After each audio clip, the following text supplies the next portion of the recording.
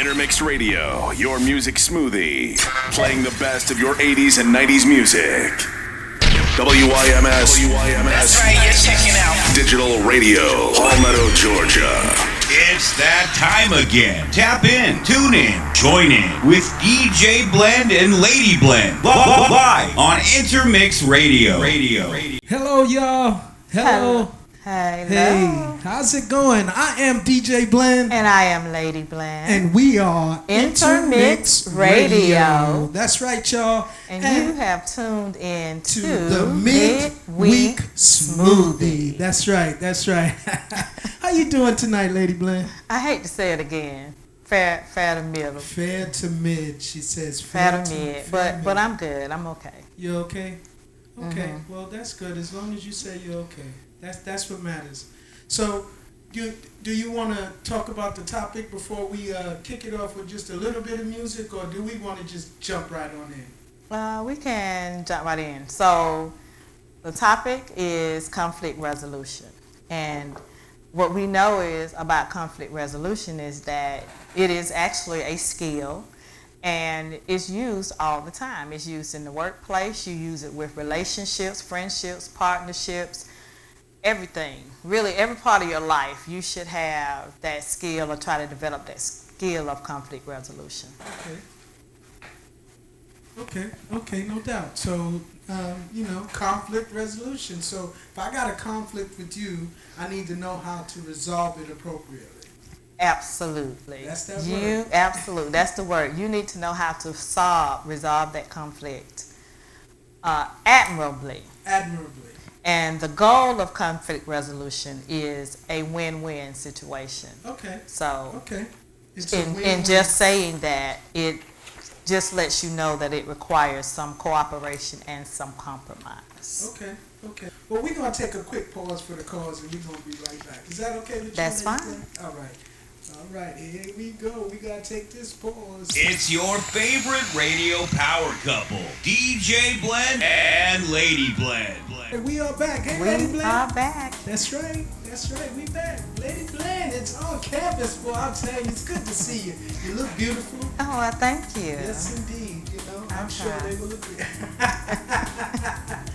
All right, so where did we leave off? We left off just talking about basically that conflict resolution is a skill, and that everyone, whether you're working in business or personal, need to have some form of conflict resolution. Right. Okay, understood. So, I know you got some tips for us. So. Yes, I do. So let's just talk about conflicts. They're a natural part of any relationship. Right. Any relationship, no matter what it is.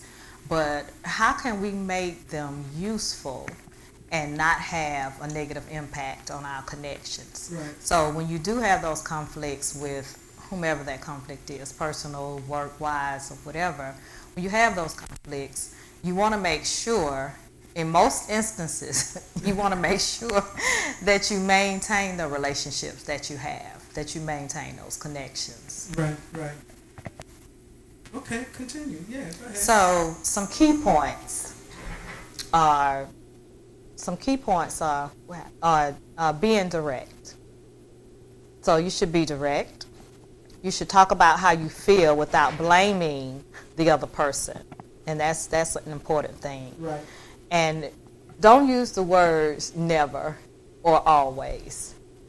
For example, you always do such and such and such, and I never do this. So that's not the case. That's not constructive. Well, you always do the research, and I never do any research. But I'm just saying, in an argument, that's not constructive. That's not constructive. Okay.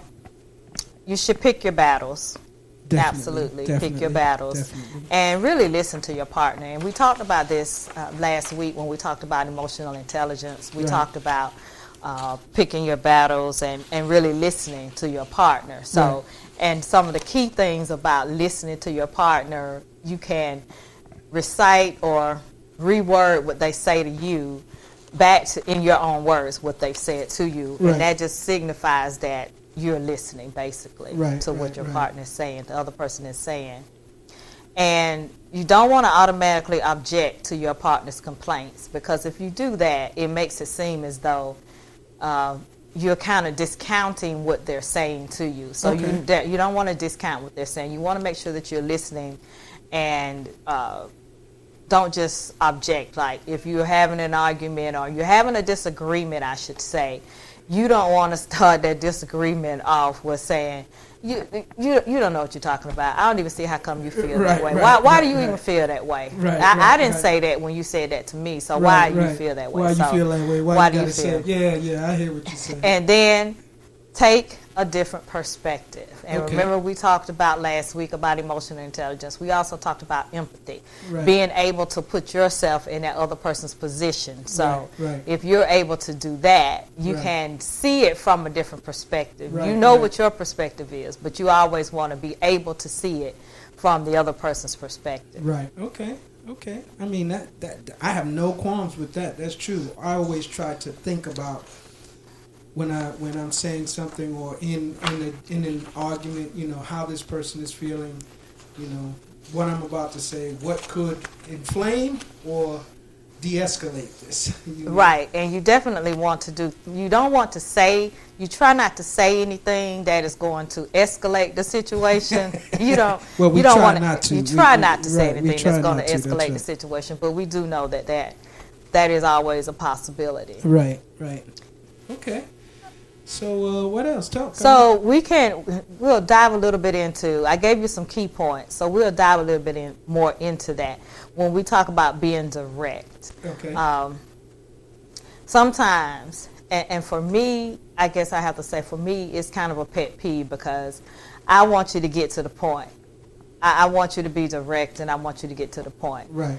Not, well, it's this and it's that, No, whatever it is, if I did something, if you disagree with it or whatever the situation may be, just come out and tell me. Right. So that's one of the things that they're suggesting. A key point is to be direct. Sometimes people don't come out and plainly state what's bothering them. That's true. Sometimes they just kind of beat around the bush, and they choose kind of like indirect ways to try to get around to saying or expressing their displeasure with something. Well, depending on how much beating around, it could be around the bus instead of the bush. Well, we just want to make sure, try to be as direct as you can. Right. Try to be as direct as you can. Okay. And talking about how you feel without blaming your partner, that was the second point. So you don't want to make those statements that directly assault the other person's character. And it could be very damaging to the relationship. Oh, I would definitely agree with that. Yeah, be very damaging to the relationship. Oh, yes. It can be seriously damaging. And one thing you don't want someone to say is you're just being irrational. That's inflammatory. That's very inflammatory. If Yeah, people say you're just being irrational, Right, and I would say one of the examples is if a man, I'll put it on both sides. If a man or a woman, girlfriend or boyfriend or what have you, is frustrated because one of the other is jealous, one thing you don't want to say is you're just being irrational about it. Right. Because in that instance, you definitely want to bring some empathy into the situation to put yourself in that other person's shoes and say, okay, I can see how you could feel the way that you feel about this situation, rather than just saying, you know what, it's just ridiculous that you're jealous about this. I mean, oh yeah, that's going to really de-escalate things that's really in that relationship. And I'll give you another one, then we can just take a break. So, and the third one that I said was to never say never or always. Right. Never say always or never. Especially when you're addressing a problem. You should kind of avoid making generalizations about your partner. Always, and it's not never. It's not never or always. It's only at the moment. It's in the moment at that time, in that particular situation, that particular circumstance. Because when you say never or you always, generally what you're doing is going back. Right. to some things that have already happened Yeah. that you never addressed before. And now you're kind of trying to lump everything in together. You always do this, or you never whatever. So you don't want to do that. Let's not do the always or the never in the statement whenever you're having a disagreement about something. And as on a side note, it is so much better for you to address whatever it is when it comes up. Right. To address it at that moment. Or even if you don't address it at that exact moment, because sometimes it's not the exact time for you to address it, but you should definitely address it closer in time to whatever it is happening. Okay, I agree with that. Definitely address it closer in time. I agree with that. Yeah, definitely. Okay, so we're going to take a break, and we'll be back. All right, we'll be right back. Y'all hold on. So we are back, and we are talking about conflict resolution. And so I left off giving you just some key points of conflict resolution. But what I want to do right now is kind of go back and give you a working definition of conflict resolution. Okay. So conflict resolution can be defined as either an informal or formal process that two or more parties use to find a peaceful or at least admirable solution to their dispute. Okay. So, and I will say that because peaceful, again, the objective is to have a win-win situation. That's the objective, have a win-win situation. And I realize, so let's do some housekeeping. So you can call in or text in your comments to 305-898-0271. That's right. You can definitely, I see we got some people tuning in. I got a good friend of mine that goes way back. Her name is Martha. She just checked in, and I'm sure she said those were 3 good key points. Well, thank you. Yes. We have some more, so sit back, buckle up, because there's more to come. That's right. Well, keep it going. Let me keep it going. And I wanted to kind of expound on that and say, on my definition, to say that I'm sure that when hopefully, when you sign a contract, when you get a contract, right, when you purchase something and you have that contract and you're looking through all that fine print, when it says it can be formally done, that is arbitration.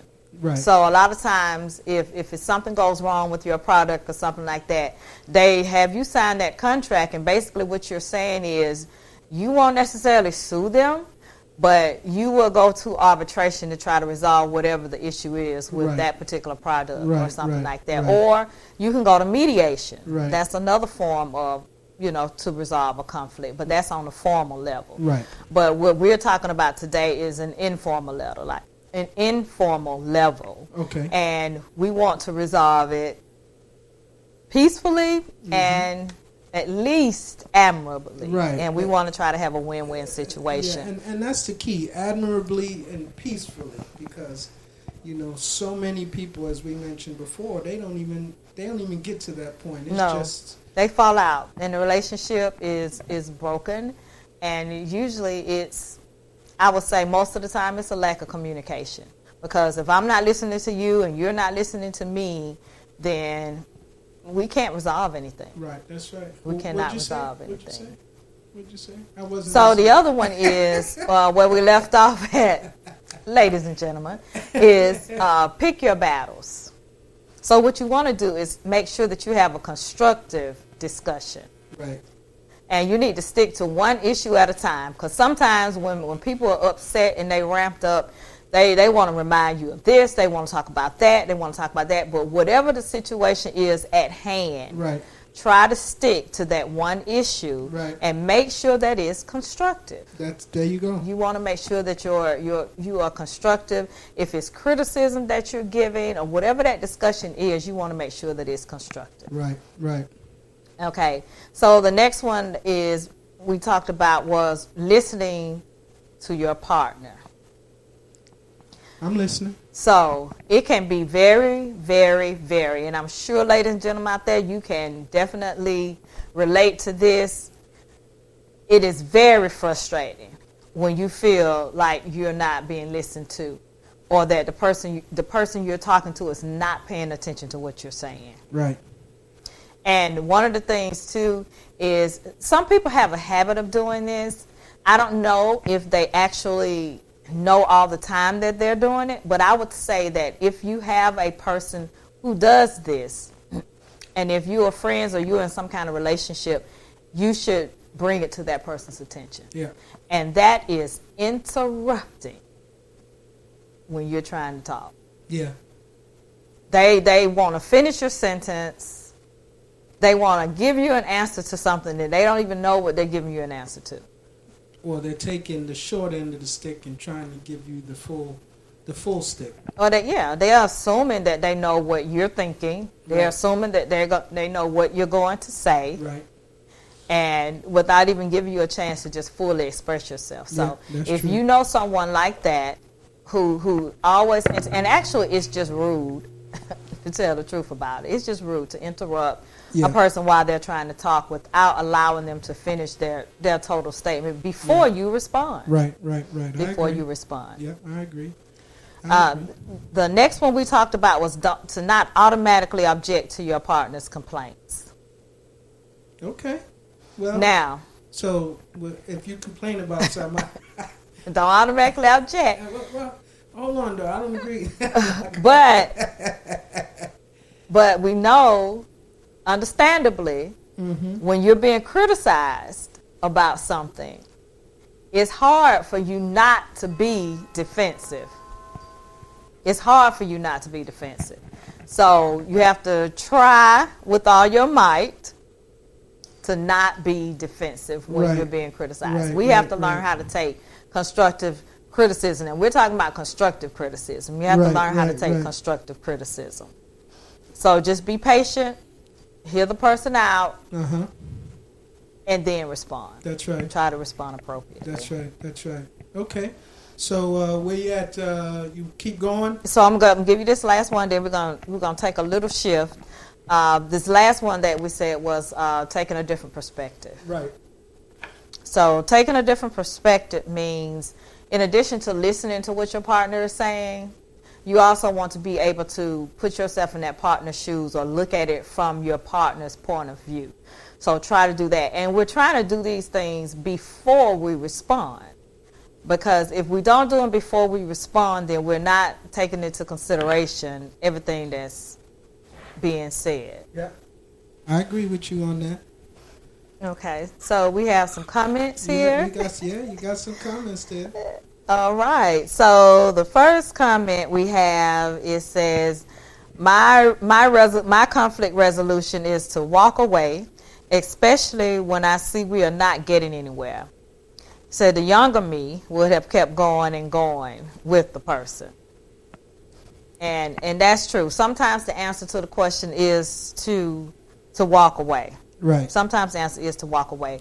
And it may not necessarily be the time to address whatever their issue is, because if tempers are raging, if things are kind of getting out of control, you don't want to continue to talk to that person or continue to say, especially if you find out that person, you realize the person's not listening to you and you're not getting anywhere. Sometimes it is best to just go away from that situation. Right. Okay. So the other comment is just kind of reiterating, choose your battles. Maybe it's not worth addressing, and that is absolutely my favorite word. That is absolutely true. Absolutely. Maybe it is not even worth addressing. And if it's not worth addressing, don't address it. That's absolutely right. Okay. Let it be as is sometimes. Yeah. Sometimes you do have to let things be as they are. Hey, some conflicts, like I said, you want to make sure you can try to preserve those connections that you do have. Sometimes walking away or not addressing it.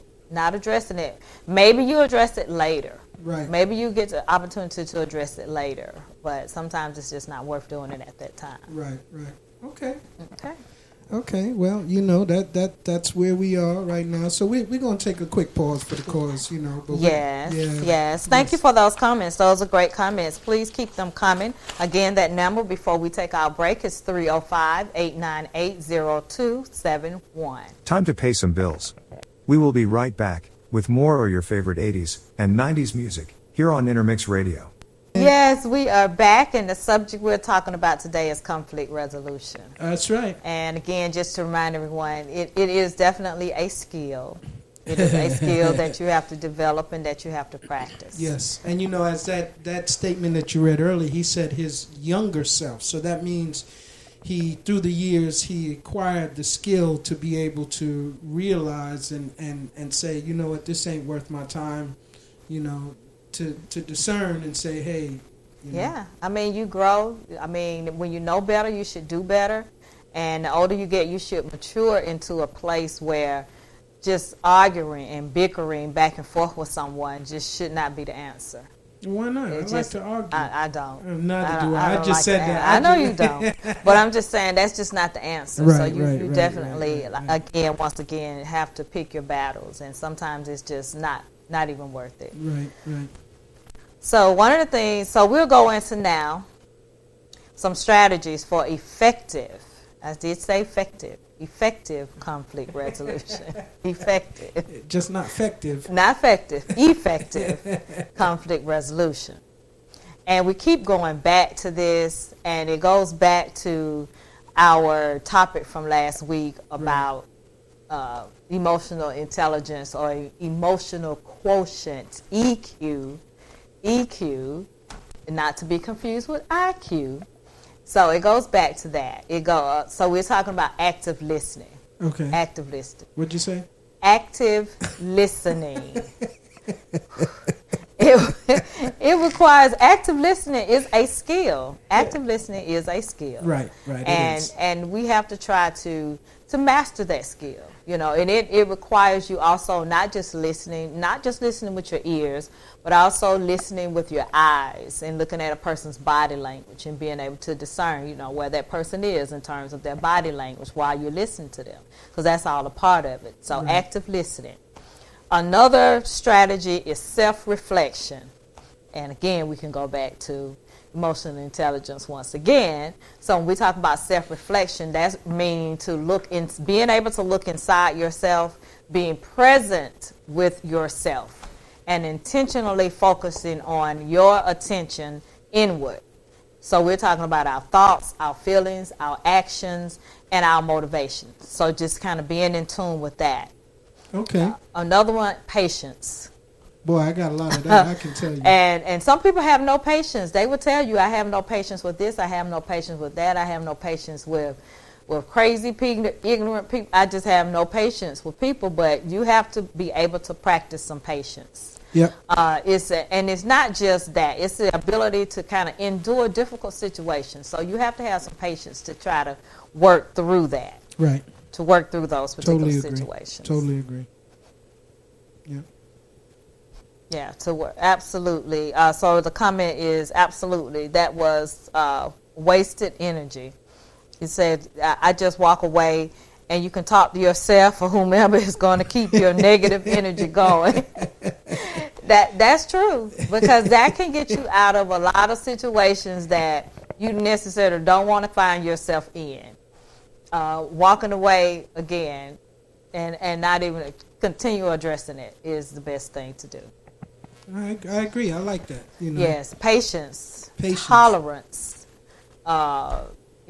without being angry.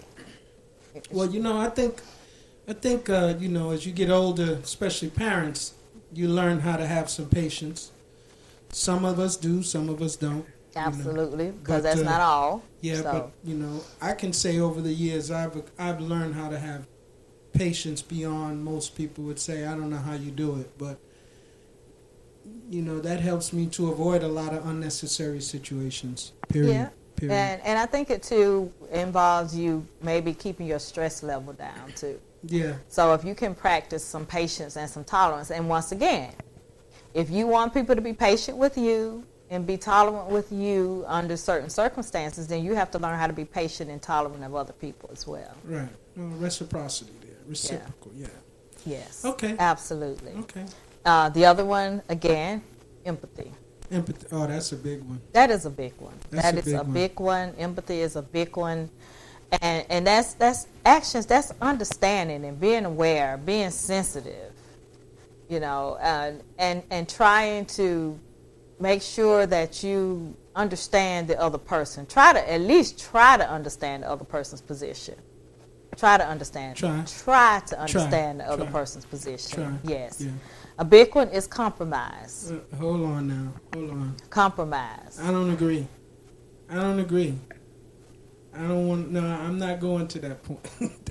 And some people are just that way. Some people are that way. They would never agree. They will never see your point of view. They don't want to compromise. They don't nothing. But effective conflict resolution requires you to have some kind of compromise. The thing is, you can't get everything that you want. And so conflict resolution does not mean that you get everything you want in the situation. It means that you have to give a little, take a little, we want win-win. Right. So you may not get exactly everything that you want, but you can say, I can live with this, and you can live with that. So we've reached a compromise now. We can kind of keep it in the middle of the road. Yeah. Okay, we can keep some kind of common ground. Some kind of common ground. Yes. Okay. And the other one is stress management. Now, how do you deal? How is that stress management? You got to educate me on that. So stress management. So stress is a physiological and a psychological thing that happens when you are in particular situations or circumstances that when you're in a disagreement, your stress levels will automatically go up. Right. So how do you manage that? Well, don't have a disagreement. Just say, okay, whatever. Well, look, you're right. Don't worry about it. You're right. You could do that, but then sometimes that could be misconstrued. It could be like it's condescending. If you tell me I'm right, you're just trying to make me be quiet. And maybe. So if you're trying to if that's all you're trying to do is make me be quiet, that does not help the situation. Actually, that can escalate the situation. So what you have to do, you ask, what should you do? Right. First of all, let's be clear. A smaller amount of stress is not a bad thing. Okay. A small amount of stress is not a bad thing. Get your heart pumping. It may even actually motivate you to perform. So a small amount of stress is not bad. Right. But challenges, sometimes sitting in traffic, sometimes having to listen to someone that you don't really want to hear anything from, deadlines, paying bills, a whole lot of things that happen in your life, situations, circumstances can bring you stress. So when I say managing stress, it's about coping, being able to cope. Okay. So the first thing that you have to do is recognize the stress. Right. Recognize where it's coming from. Right. Why are you feeling this stress? Right. Recognize it. Right. And I said it's a physiological response because what happens when you get under stress, your brain perceives a threat. Yeah, I could see your that. Your brain perceives a threat. Your blood pressure raises and all that, so that makes your stress level go up. And you can sometimes go into that fight or flight response. And we've all heard about fight or flight response. Right. You either stay there and tackle whatever that situation is, or as one of our callers have text in, walk away. Yeah. Get away, just remove yourself from the situation. Right. And sometimes you have to do that. And maybe you have to make some lifestyle changes to manage your stress. Maybe establishing a daily routine, prioritize tasks. Sleep is very important. It is very important for you to get the requisite amount of sleep that you need for your body to rejuvenate. And that can minimize stress as well. Okay. So, stress management. There'll be another topic for how much is the required sleep, because I've heard it's so many different things. It's different for it's different for different people. Right. That's what we'll touch on that another time. So we'll just leave that there. It's different for different people. Right. But I did want to go back to when you started with managing the stress, right? Mm-hmm. So when I said not having an argument, you said that could be inflammatory. It could. Not having an argument because not addressing the issue.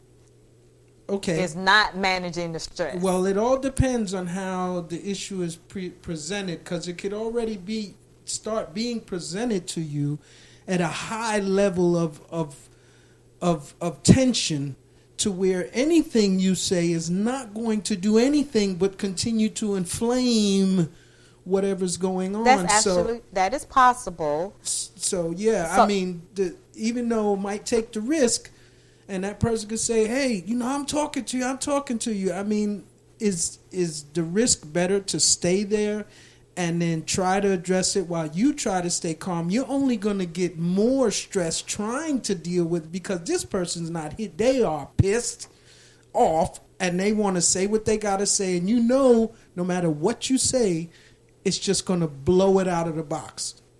Okay, so in a particular stressful situation. Come on, Dr. Stewart.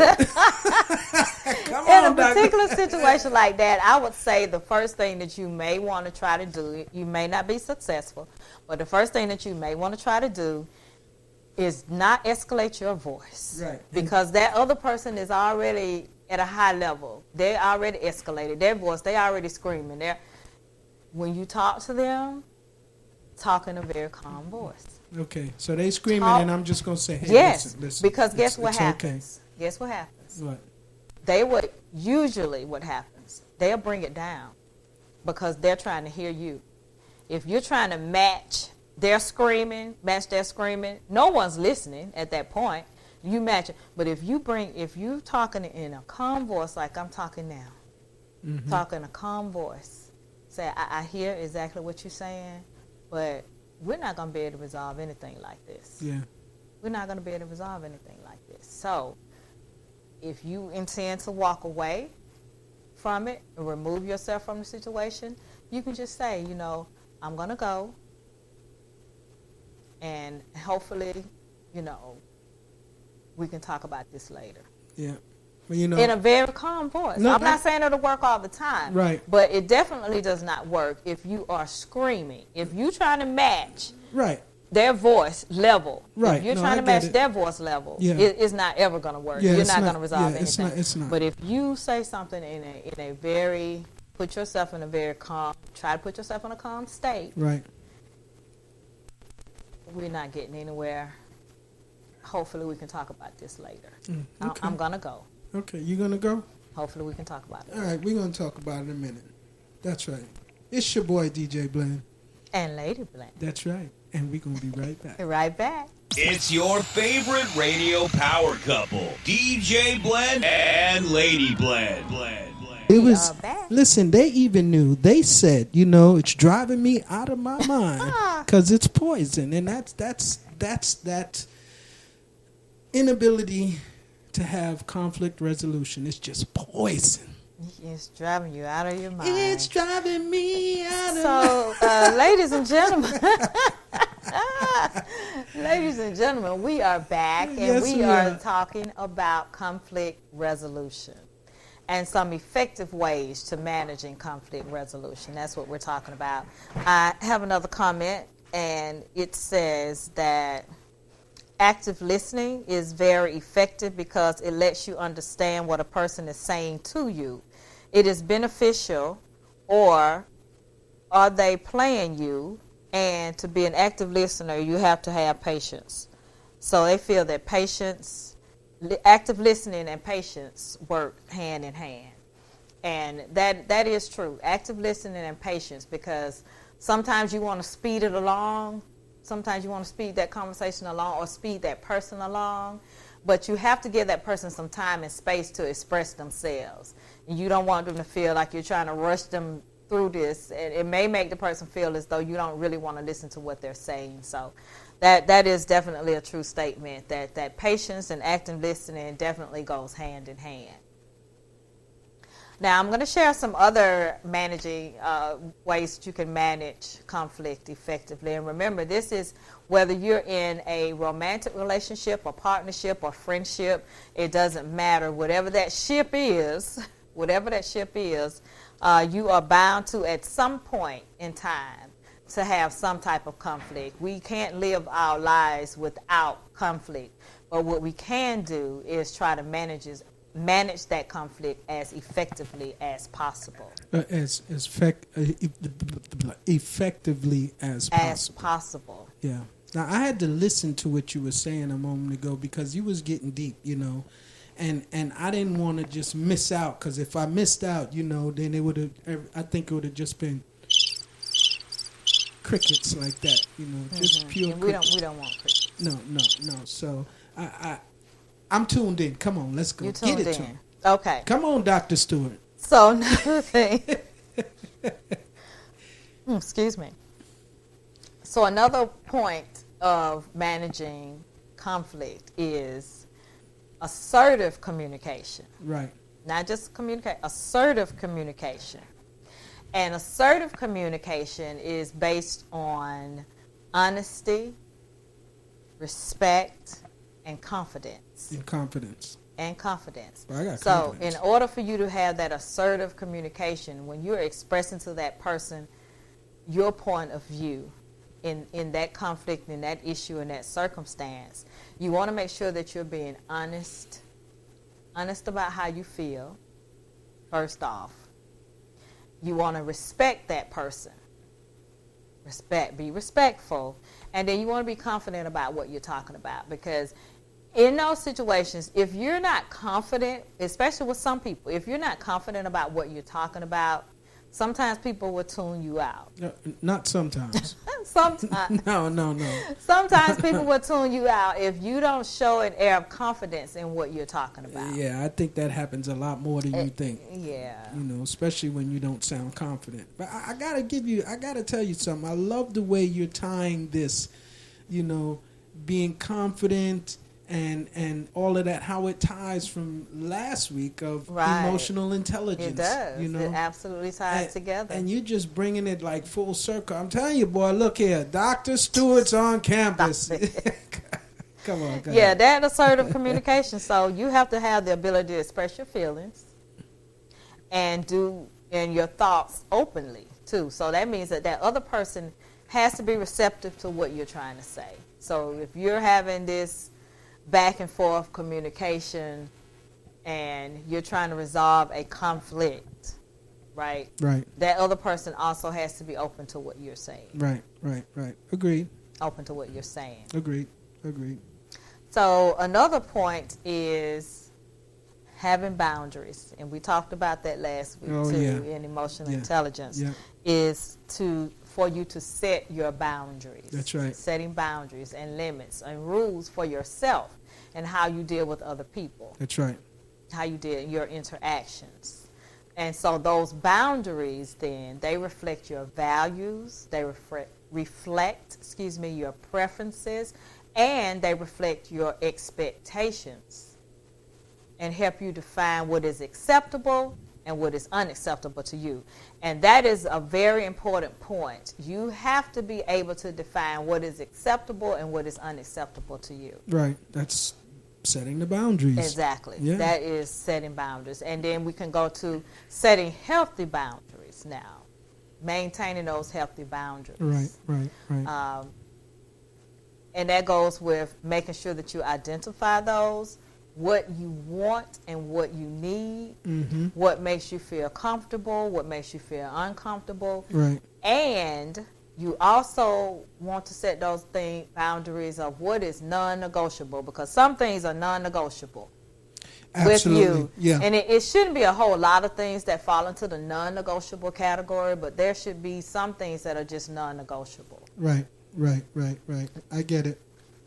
I mean, absolutely. Some things are just they're deal breakers. They are just deal breakers. Absolute deal breakers. And it could mean that you can reach that conflict can be resolved, but it can be resolved in a way that you may just have to say, this is just not something that we're going to agree on. This just goes beyond anything that I am willing to accept. Right. So this is way beyond the agree to disagree, because now we're at a point to, hey, you've crossed my boundary line here. Well, we could say that we can agree to disagree, and that we're not going to come to a resolution on this particular thing. Right. But when you said, and what you said was, this is something I'm not going to accept. So I'm thinking this is like at a point to where, okay, we've come to this impasse here. We're having this discussion about something you've crossed my boundary line. Right. And I'm just not going to accept it. So we're not going to argue about this. Right. Because it's crossed my boundary. I'm going to walk away. And that would be a part of your emotional intelligence. As well as your assertive communication. Right. That's a part of your assertive communication, that you are expressing your thoughts and your feelings, and you are saying, right, this is just something non-negotiable. We will have to agree to disagree on this, right, and we're not going to resolve this. Right. We're not going to resolve it. Now, you hope that won't break that connection, or that it won't damage that relationship over that. You hope that it doesn't. But if you're at a point there, I mean, reality is that some relationships do break. Right. Some relationships do break. Right. But if that is a relationship or a friendship that you have that is important to you, then you'll do what it takes to try to maintain it. Right. No, I agree with that. It. I agree with that. And hopefully that wouldn't be something that would just damage everything. Well, I mean, it possibly could, but you hope that it's not something that could just damage everything. Yeah, it possibly could, But hey, listen, things happen the way they do, and when people don't utilize, like what you brought up, which you've been discussing, through the other podcasts, the prior ones, and kind of put these things into their daily lives or learn how to use them, then a lot of things go left unnecessarily. They do. Yeah, they absolutely do. That's why I say conflict resolution is a skill. Just as we talked about last week, emotional intelligence is something that you have to practice. Right. It is not something that is that intuitive, but it is something that you have to practice. Right. Well, I think also it's taught in a way, because when kids are growing up, if they can see their parents having a discussion and they get to a point to where it's nothing that's ever escalated, then that's something they'll pick up on as they grow older. And, that helps them to understand that it doesn't have to become one physical or two, a fighting, screaming, arguing match all the time. Those things are picked up. So that's when I was referencing, it's learned at home. Those are some key points that kids learn a lot from the parents. They do. They absolutely do. Learn from their parents. Remember, they learn from their environment. So that is a part of their environment, what is at home. Right. So what you learn at home is what you will practice outward. But it doesn't say all of that is learned behavior. Right. So it does not say that you can't change your behavior. Right. Because you can change. Again, when you know better, you should do better. And to your point last time saying that it should be taught in school, I agree, because once that furtherance of installment into that should be practiced at school. So, you do. Yes, so, that is definitely one of the things that I talked about before. Is I really do think that conflict resolution should be taught in school, because right. Well, they ain't teaching when I went to school. They didn't teach them when I went to school either, but it's just something different. Teachers used to tell us, if y'all going outside, y'all go out after school and fight. Don't fight in school. Well, they didn't quite tell us that. Well, that's what they told us. They didn't tell us that, but I mean... What school you went to? Okay. I didn't go to that school in that place. Right. Trust. But, yes, I do think that that's a skill that should be taught in school, to try to learn how to de-escalate. But I mean, a lot of adults don't know how to do it. They don't know how to de-escalate. They don't know. Only thing they know is to scream and yell and all of that. So, but it's not constructive, and that's the key. It's not constructive. Right.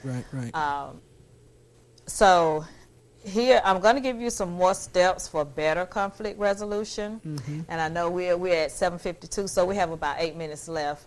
To the first half. For the first half, yes. Right. Because, of course, our format is the first hour is our topic of the day, which today our topic is conflict resolution. So remember, you can call in or you can text in your comment to 305-898-0271. That's right. And the second hour is what?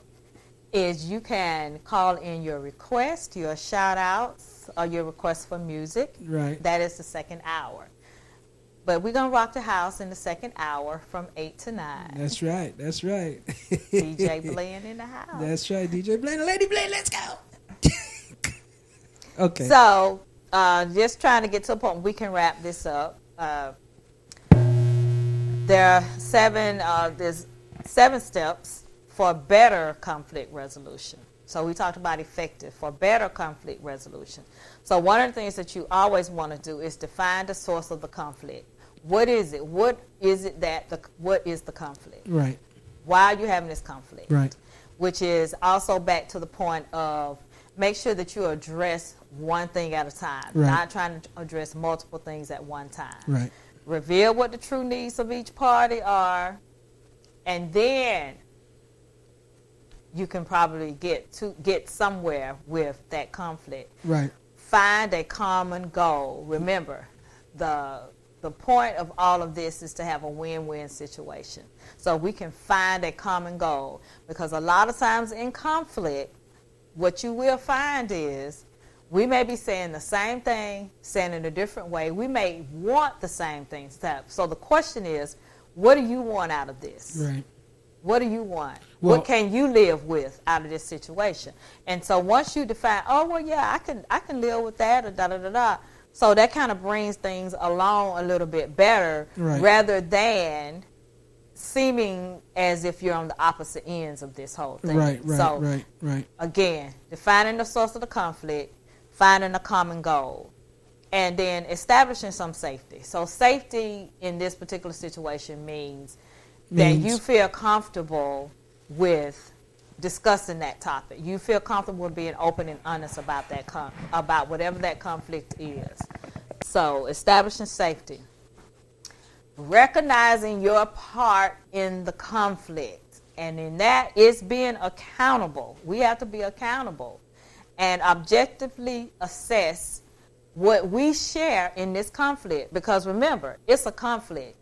I'm at conflict with someone else. So that other person does share in that conflict. So recognizing and realizing the part that you bring to this conflict, and the other person should recognize and realize the part that they bring to the conflict and take some accountability for that. Empathize. We keep coming back to that. Empathize with your partner. Demonstrate that you understand what your partner is saying. That side, take it. You don't have to take their side, but we do want you to be able to understand their side of this conversation. Talk about your options. What are your options? Remember, we're trying to get to a win-win situation here. So what are our options here? You want this, I want that. Can we agree on this? Can we agree on this? And that's the way that we get to a win-win situation. Get into a win-win situation by reviewing our options. And I was just talking about that, but then discovering the win-win solution. And that's how we get to the resolution of the conflict, when we discover what that win-win solution is. And also realizing it may not happen that way every time. You may not be able to get to a win-win situation. All conflicts are not always resolved, but if you can practice, at least practice some of these tips, some of these effective ways to better understand what that conflict and going into conflict resolution, then maybe more of the conflicts that you have may be able to be resolved. And remember, we can't match yelling and screaming with yelling and screaming. That never accomplishes anything. Never accomplishes anything. So I'm going to end with this point.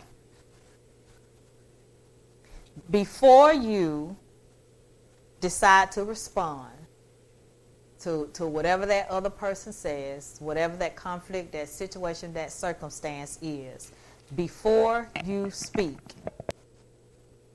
ask yourself the following questions. What's that? Is whatever that person said true? Nah, you lying. Or whatever you're saying, is it going to be true? Is what you're saying going to be true? Well, you lying, I'm lying. Everybody lying? Everybody lying. Is it true? No. You need to ask yourself, is it true? When you're getting ready to respond, is it true? is it kind? Is it kind? Yeah, you don't have to be mean about it. You don't have to be mean. You can be assertive in your communication, but you don't have to be mean. Right. You can be kind. It's nothing. It doesn't cost you anything to be kind. Well, you already know that when you're in the heat of it, a lot of things that are said are just being said out of anger. But we talked about that as well, that once it's out there in the atmosphere, you can't pull it back. Yeah. Words do hurt. Yep. So we have to take all that into consideration.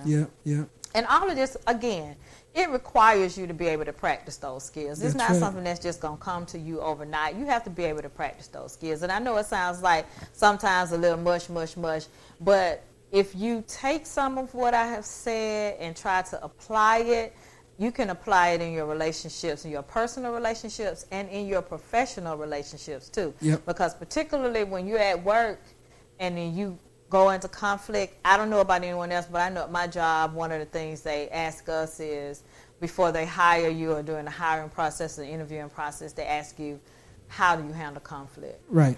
Yeah. They ask you, how do you handle conflict? Or they ask it in other ways, like, if this was to happen, what would you do? And, Absolutely. That's all conflict. And that's all. It's just conflict resolution. Do yeah. you have any, are you that person that just flies off the handle, or you don't care about what the other person is saying? I'm throwing people out the window. Well, then we know we probably not going to hire you. But you want to also ask yourself, is it useful? Is it necessary? Right. Is it necessary? Is it going to land well? If you don't think the person's going to receive it, probably don't say it, because you're just probably going to be wasting your breath. Is it right? Is it the right time to say it? Because sometimes it's just not the right time for you to say it. Sometimes you have to go away from it and come back to it when it is the right time. That's right. So you know what that means. What does that mean? That means we're It's the top of the hour, and you are tuned in to Intermix Radio. We are. WYMS, Palmetto, Georgia. Let's go.